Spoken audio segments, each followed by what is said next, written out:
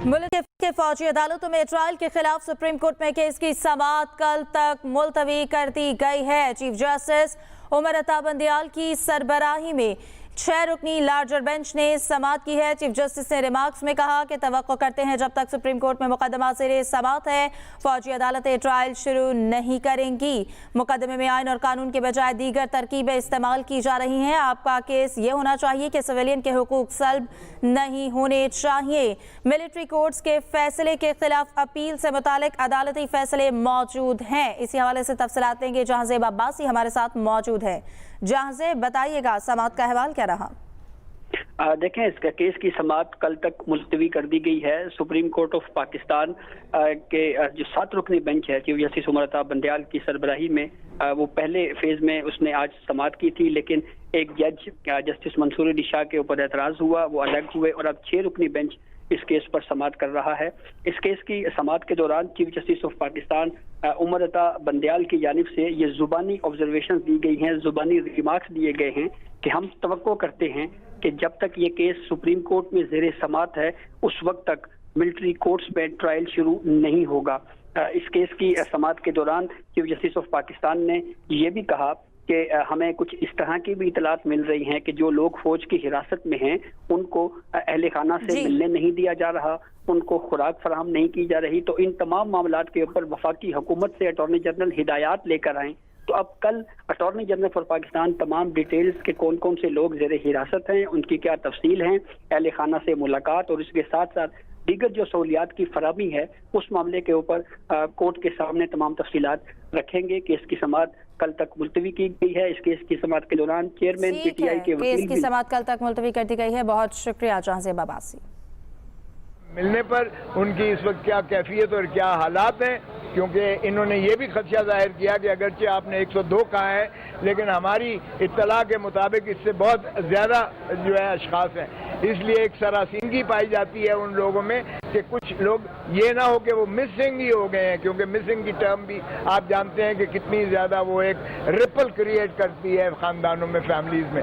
तो एक तो ये उन्होंने अटॉर्नी जनरल साहब को कहा और साथ ही जो हमने खदशात जाहिर किए कि जनाब ये ऐसे सीक्रेटिवली किस्म के ये ट्रायल्स होते हैं कि इसमें सजा कर देते हैं और फिर आप ये कहेंगे कि जी ये पास्ट एंड क्लोज ट्रांजैक्शंस हो गए हैं। और महरम अली के केस में और लियाकत हुसैन के केस में भी ऐसा हुआ था कि कुछ लोगों को मिलिट्री कोर्ट से सजाए मौत होकर वो अल्लाह को प्यारे कर दिए गए थे और फिर जाहिर है कि उस समाअत का और उस फैसले का उनको क्या फ़ायदा मिलेगा। तो आज अदालत उज़्मा ने इन खदशात की रोशनी में ये भी अटॉर्नी जनरल साहब को कहा कि उम्मीद करते हैं कि आप ट्रायल्स, मिलिट्री कोर्ट्स ट्रायल्स से इज्तनाब करेंगी।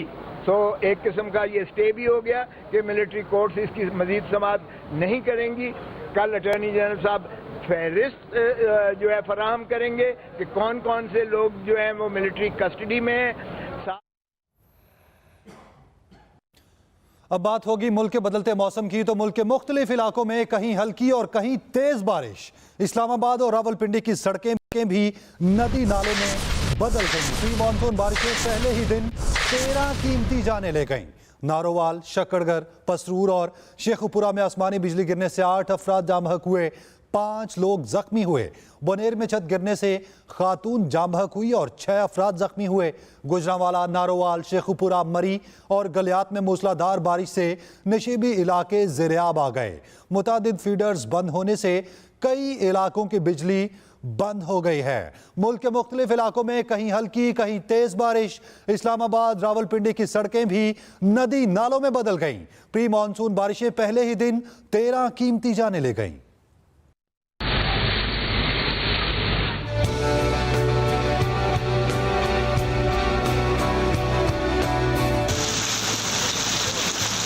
प्री मानसून का आगाज, रात से शुरू होने वाली बारिश ने शहर के शहर पानी में डबो दिए। लाहौर, रावलपिंडी, इस्लामाबाद और दीगर शहरों में सड़कें नहरों का मंजर पेश करने लगीं। मरी और गलियात में मूसलाधार बारिश से नशेबी इलाके ज़ेरे-आब आ गए। लाहौर की छोटी बड़ी गलियों, सड़कों पर हर तरफ पानी ही पानी जमा है। मुतादिद गाड़ियां और मोटरसाइकिल बंद हो गए। ट्रैफिक का निज़ाम दरहम बरहम हो गया। अंडरपासेस पानी से भर गए। गाड़ियां चींटी की रफ्तार से सफर करती नजर आईं। कोयटा, कल्लात और ज़ियारत समेत बलोचिस्तान के मुख्तलिफ शहरों में बादल जमकर बरसे। पेशावर और बन्नू में गरज चमक के साथ मूसलाधार बारिश के बाद बिजली सप्लाई तातुल का शिकार रही। मुल्क के बेशतर शहरों में तेज बारिश के बाद बिजली का तवील ब्रेकडाउन रहा। रावलपिंडी हो या लाहौर, तेज बारिश के बाद मवेशी मंडियों में भी सूरत हाल अबतर है। कुर्बानी के जानवर पानी में डूबे रहे, जबकि नकासी आब का काम रिवायती सुस्त रवि का शिकार नजर आया। प्री मानसून की पहली बारिश में ही लाहौर डूब गया। सड़कें नहरों का मंजर पेश करने लगी। अंडरपास पानी से भर गए, जगह जगह गाड़ियां पानी में बंद हो गई। ट्रैफिक का निजाम दरहम बरहम, शहरी ख्वार होकर रह गए। बिजली का निजाम दरहम बरहम हो गया। आमिर नवी चौधरी से इस हवाले से तफसीलात जानेंगे। आमिर, बताइएगा, अब तक निकासी अब मुमकिन हो सकी, क्या हालात हैं शहर के? जी हिफ्जा, बिल्कुल लाहौर शहर में जो गुज़िश्ता रात होने वाली बारिश है उसका पानी 12 घंटे गुजरने के बावजूद नहीं निकाला गया और इस तरह एक ही बारिश ने जो प्री मानसून का भी सिलसिला शुरू है उसमें जिलाई इंतजामिया की जो है वो कारकर्दगी का पोल खोल दिया। और इस वक्त लाहौर शहर में मुताबिक अंडरपास हैं जिनमें 6 से 8 फुट तक पानी जमा है। कलमा अंडरपास हो गया, मुबीन शहीद अंडरपास हो गया, जेल रोड और दीगर माल रोड के अंडरपासेज में पानी है और दर्जनों शहरियों गाड़ियां वहां बंद हुई है। पानी भरने के साथ साथ अंडरपास के करीब करीब जो बिजली की इंस्टॉलेशन थी लेस्को की, उससे भी शदीद नुकसान पहुंचा है और मुतादिद इलाकों में पानी की वजह से बिजली तंसीबात को पहुंचने वाले नुकसान से घंटों से बिजली बंद है। और इसके साथ ही जो लाहौर कलमा चौक केंद्र की जो तामीराती काम हुआ है उसके नकाइस भी सामने आए हैं कि वो CBD का जो एक नया अंडरपास बना है उसमें पानी खड़ा हुआ है।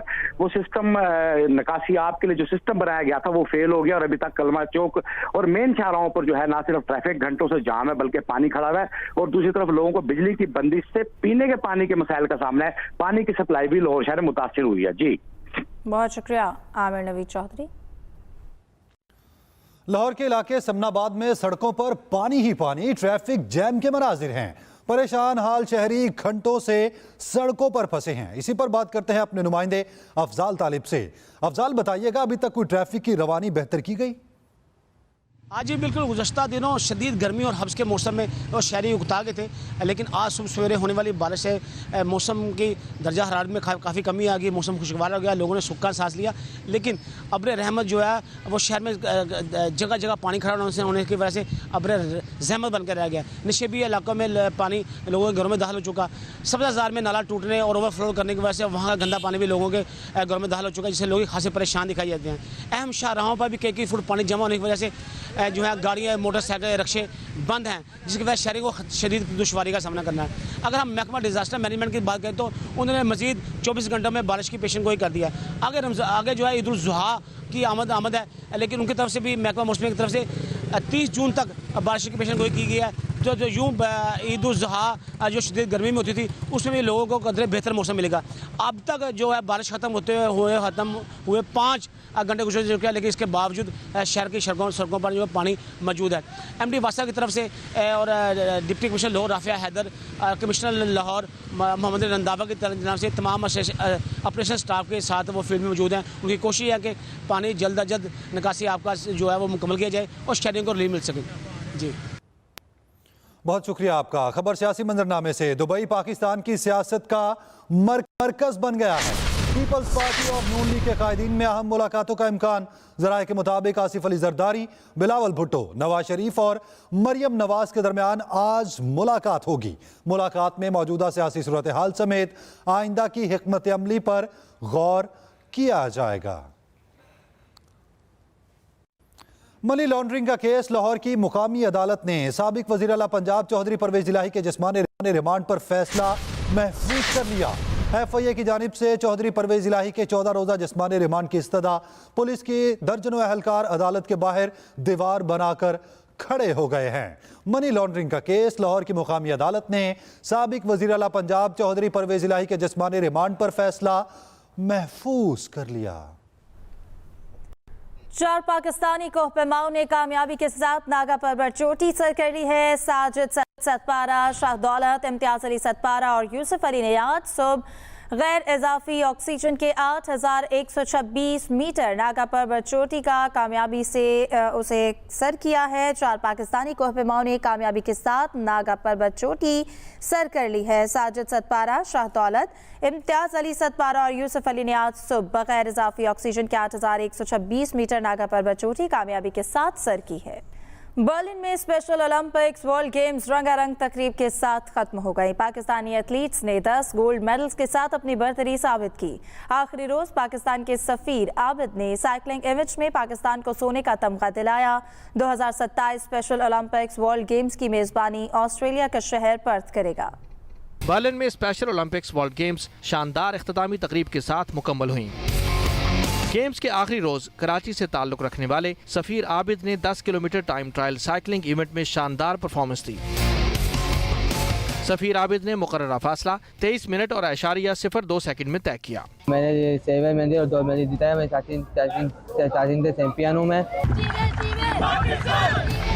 साइकिलिंग इवेंट में पाकिस्तान ने 4 गोल्ड, 4 सिल्वर और 2 ब्रॉन्ज मेडल्स जीते। 500 मीटर टाइम ट्रायल रेस में मदिया ताहिर ने फासला 1 मिनट और 14.15 सेकंड में तय करके सिल्वर मेडल लिया। अमीना अरशद ने 1 मिनट और 16.82 सेकंड्स के साथ ब्रॉन्ज मेडल अपने नाम किया। फुटसल में पाकिस्तान इवेंट में सिल्वर मेडल के साथ दूसरी पोजीशन पर रहा। टेनिस इवेंट के वुमेन्स डबल, मेंस सिंगल और यूनिफाइड मेंस डबल्स में पाकिस्तान की चौथी पोजीशन रही। बूची के टीम इवेंट में पाकिस्तान के एथलीट महानूर, सिमरन महेश लाल, जमीलुर रहमान और फरहान असलम ने कनाडा, ऑस्ट्रेलिया और न्यूजीलैंड को शिकस्त देकर सिल्वर मेडल पाया। बूची के मेंस डबल और सिंगल इवेंट में पाकिस्तान के जमीलुर रहमान और फरहान असलम ने ब्रॉन्ज, जबकि मेंस सिंगल में फरहान असलम और वुमेन्स सिंगल में महानूर ने ब्रॉन्ज मेडल अपने नाम किए।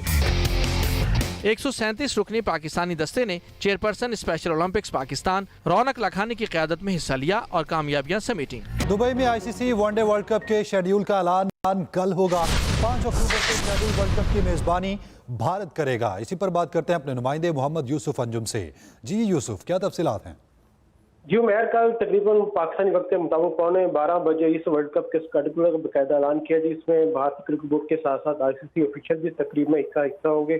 पाकिस्तान क्रिकेट बोर्ड ने भी इन मैचेस में शिरकत की टीम दहानी करवा रखी है, लेकिन उसको हुकूमत की जानब से इजाजत से मशरूत किया गया है। इस इवेंट में सबसे बड़ा मुकाबला जो पाकिस्तान और हिंदुस्तान के दरमियान 15 अक्टूबर को अहमदाबाद में रखा गया, उसके लिए जो टिकट्स है उसकी फरोख्त का आगाज भी कल से हो जाएगा। इसके अलावा पाकिस्तान के जो मैचेस होंगे उसमें चेन्नई, बंगलोर, कोलकाता और अहमदाबाद में रखे गए। पाकिस्तान क्रिकेट बोर्ड ने इन मैचेस के वेन्यू पर थोड़ा सा तहफ़्फ़ुज़ात का इजहार किया था, लेकिन बीसीसीआई और आईसीसी हुकाम ने उसको खातिर में नहीं लाया। उनका ये कहना था कि जो हमने प्रोग्राम सेट किए हैं मैचेस के वेन्यू, उन्हीं पर ये मैचेस खेले जाएंगे। पाकिस्तान के साथ साथ जो 9 ममालिक इसमें हिस्सा लेंगी और जो फाइनल होगा वो 19 नवंबर को खेला जाएगा। जी बहुत शुक्रिया यूसुफ अंजुम आपका। मनी लॉन्ड्रिंग का केस लाहौर की मकामी अदालत ने साबिक वज़ीर आला पंजाब चौधरी परवेज इलाही को जुडिशल रिमांड पर जेल भेज दिया। एफआईए की जानिब से चौधरी परवेज इलाही की 14 रोज़ा जिस्मानी रिमांड की इस्तदा मुस्तरद कर दी गई है। तालिब फरीदी से इस हवाले से तफसीलात जानेंगे। तालिब, बताइएगा।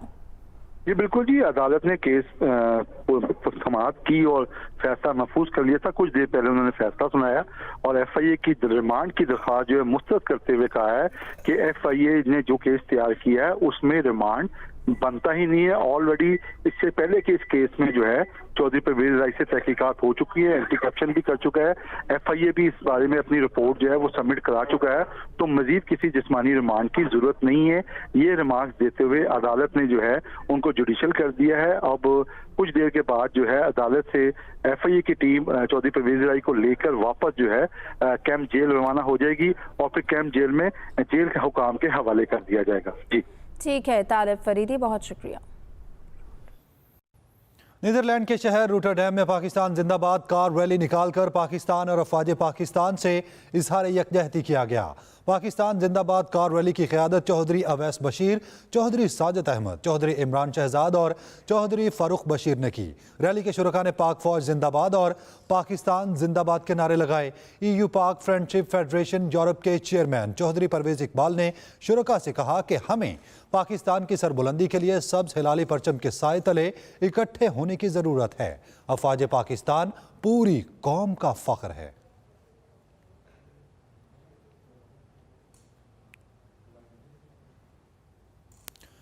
गवर्नर सिंध कामरान टिसोरी इस वक्त न्यूज़ कॉन्फ्रेंस कर रहे हैं। सामने करते तो चांडियो भाई का साथ मेरे साथ हो तो फिर हम भी देख लेंगे कोई ऐसी बात। और ये चीज है कि इसमें शहीदों के नाम लिखे हुए थे, ये हाँ। शहीदों के नाम से मंसूब थे बैनर। इस पे लिखा हुआ था कि शहीदों के लहू से बनता है ताकतवर पाकिस्तान। ये सिर्फ हाँ बिल्कुल ये सही कह रहे हैं कि ये बैनर्स में हमने शहीदों की तस्वीरें लगाई थी। तो अब आपका वो जवाब जो आप कह रहे थे सवाल के उसमें कंटोनमेंट, तो आप बताएं कि जो कंटोनमेंट्स हैं वो कभी अपने शहीदों की तस्वीरें उतारेंगे? ये जिसने भी काम किया है, मैं यहाँ सभी अरबाब इख्तियार से कहता हूँ कि ये आपने अच्छा याद दिलाया कि जो बैनर्स उतारे गए हैं इसमें 80% जो तस्वीरें थी वो शहीदों की थी, और ये वही वार है जो 9 मई को किया गया है। अच्छा सर, सवाल मेरा ये है गवर्नर साहब कि आप तो बहुत अच्छा काम कर रहे हैं, ये आईटी वाला काम पूरी दुनिया में पसंद किया जा रहा है, लेकिन एक तस्वुर ये उभर रहा है कि हम खैरात और भीख पर लोगों को ज़्यादा लगा रहे हैं। हम कोई ऐसा मुख्तलिफ कोई काम करें, कोई लोगों को रोजगार दिलाने की बात करें, छोटा छोटा कारोबार करवाने की बात करें। हम हर वक्त ये बात करते हैं कि आए खैरात ले लें हमसे, खाना भी हमसे ले लें, राशन भी ले लें, गोश्त भी ले लें, मतलब भीख का तस्वुर इसमें ज़्यादा उभर रहा है।